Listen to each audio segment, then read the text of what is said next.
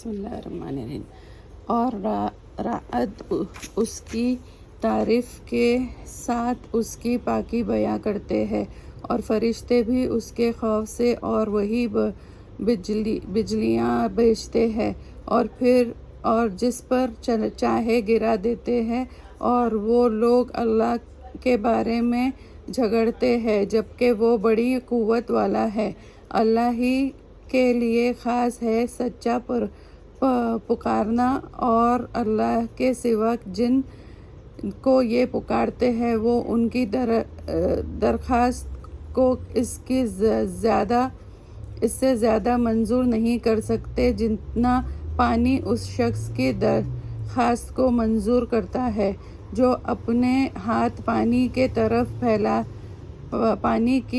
پھیلائے ہوئے ہے تاکہ وہ اس کے منہ تک آ جائے، اور وہ اس سے منہ تک آنے والا نہیں، اور کافروں کی درخواست کرنا محض بے اثر ہے۔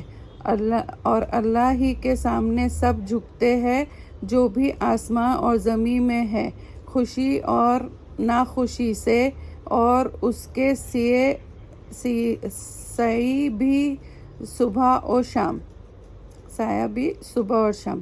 فرما دیجئے کہ آسمان اور زمین کا رب کون ہے؟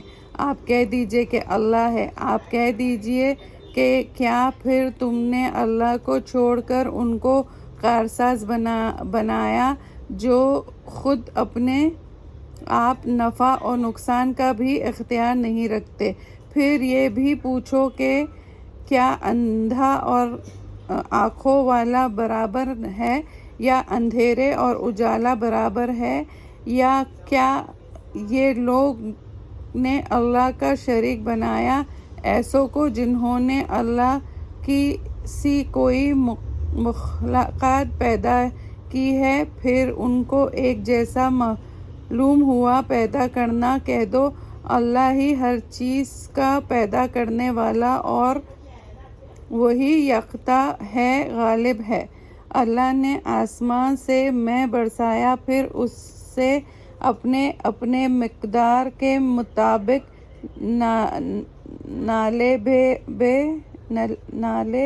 بے نکالے، پھر بہا لایا۔ وہ سیلاب جگ پھولا ہوا، اور جن چیزوں کا آگ میں زیور یا اور سامان بنانے کی غرض سے تپتے ہیں، اس میں بھی ایسا ہی میل کچیل آ جاتا ہے۔ اللہ اس طرح حق اور باطل کی مثال بیان کرتا ہے۔ سو جو میل کچیل تھے وہ پھینک دیا جاتا ہے، اور جو چیز لوگوں کو نفع دینے والی ہوتی ہے وہ زمین میں باقی رہتی ہے۔ اللہ اسی طرح مثالیں بیان کرتا ہے۔